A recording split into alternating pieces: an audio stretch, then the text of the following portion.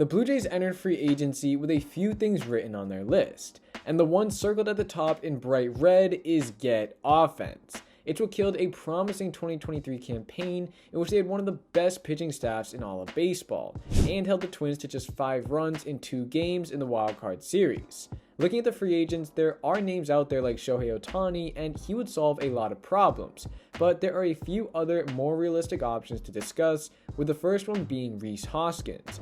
But why him? Well, let's just say that the Jays have shown a bit more interest in him than any other free agent in the opening week. Rhys was a homegrown player in the Phillies organization and made a name for himself as a big, powerful right-handed first baseman, a combination that any MLB team desires, and over the course of his career, he has averaged 36 home runs, 98 RBIs, and 95 runs per game, all of which are far ahead of any number a single Jays player put up last season. So it's safe to say adding a bat of his caliber would be a great addition, and with not that much cost since he was not tagged with a qualifying offer, which is when clubs wishing to receive compensatory draft picks for the loss of free agent can make a 1-year qualifying offer worth the mean salary of MLB's 125 highest paid players, which is $20.5 million this year, and the penalty of signing a guy who rejected the qualifying offer makes the team subject to the loss of 1 or more draft picks. This is a great plus given that the other big name free agents like Cody Bellinger did receive one. Moving on to the other aspect of his signing, his contract.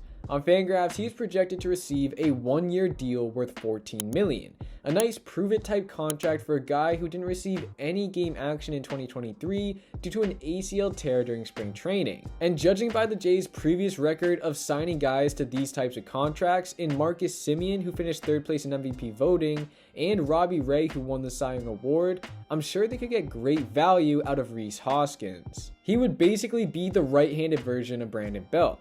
And while I say that as a positive, that also brings up the first negative in signing him.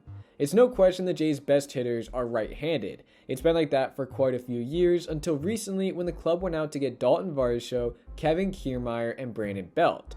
This helped break up the right-hand dominant lineup and added a different challenge to pitchers facing them. Adding Hoskins to be your big cleanup bat would see them return to their righty-centered ways. Think about it. George Springer, Bo Bichette, Vladdy, Rhys Hoskins. That's 4 straight righties, and depending on how the rest of the offseason goes, it could be more following them, which isn't a great formula and one that the best teams in baseball don't typically follow. Another negative in signing Rhys is the fact that he's coming off an ACL. It's an injury that is becoming more common in recent years, thus making it an easier injury to treat despite the severity of it. But you never know what you're going to get from a guy coming off this surgery. Just recently, we saw Ronald Acuna Jr. tear his ACL, and in the season following, his OPS dropped over 200 points. But then there are guys like Marcus Stroman who only took 5 months to return to game action. The truth is, we don't know what Hoskins is going to be.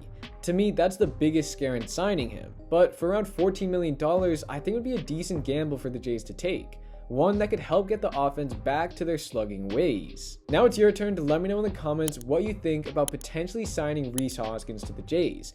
And if you enjoyed, make sure to hit the like button and subscribe for tons more Jays content all off season long.